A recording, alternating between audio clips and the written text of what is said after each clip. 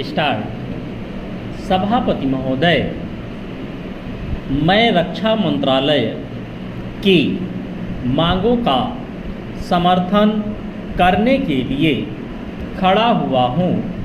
वर्तमान घटनाओं से पता चलता है कि संसार का हर देश अपनी सुरक्षा के बारे में चिंतित है और उसके लिए हर प्रयत्न कर रहा है।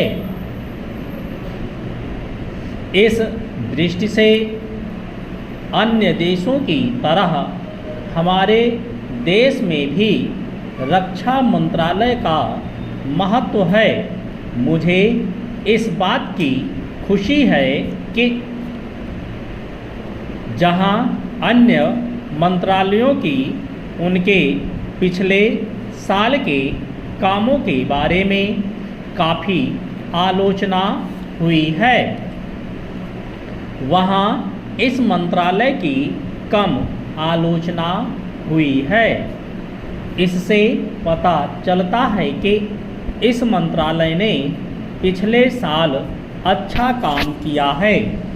मोटे तौर पर किसी भी देश की सुरक्षा नीति का लक्ष्य यह होता है कि दूसरे देशों, खास तौर से पड़ोसी देशों के साथ मित्रता के संबंध स्थापित हों और हम एक दूसरे के मामलों में हस्तक्षेप ना करें। लेकिन उसके साथ यह भी जरूरी होता है कि हम अपने देश की सीमाओं और अखंडता की रक्षा करें। इसलिए हमारे देश का यह कर्तव्य हो जाता है कि हम अपने पड़ोसियों के कार्यों पर पूरी नज़र रखें, क्योंकि आज तक हमारे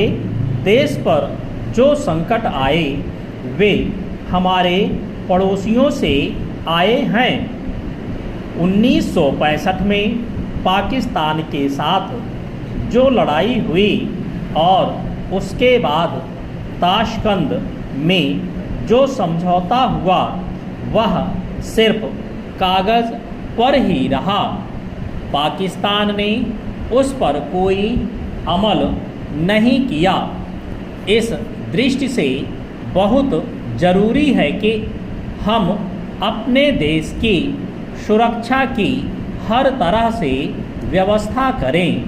हमारा उद्देश्य दूसरों पर आक्रमण करना नहीं है, लेकिन यदि हम पर कोई आक्रमण करे तो हम में इतनी शक्ति अवश्य होनी चाहिए कि हम उसका डटकर सामना कर सकें।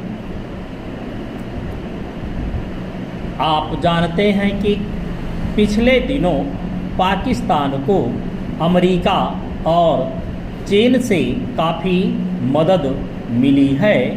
रक्षा मंत्रालय की रिपोर्ट में भी कहा गया है कि पिछले साल अमेरिका ने पाकिस्तान को 1500 करोड़ रुपए की फौजी सहायता दी है।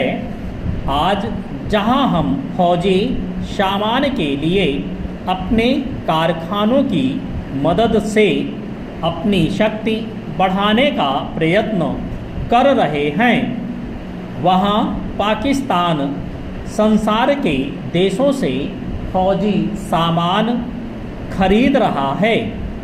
अपनी नीति के कारण वह सब देशों से लाभ उठा रहा है।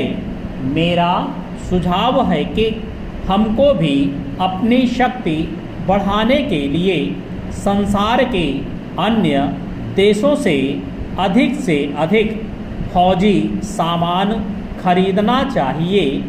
आज तिब्बत की सीमा पर चीन की 1.5 लाख फौज खड़ी है।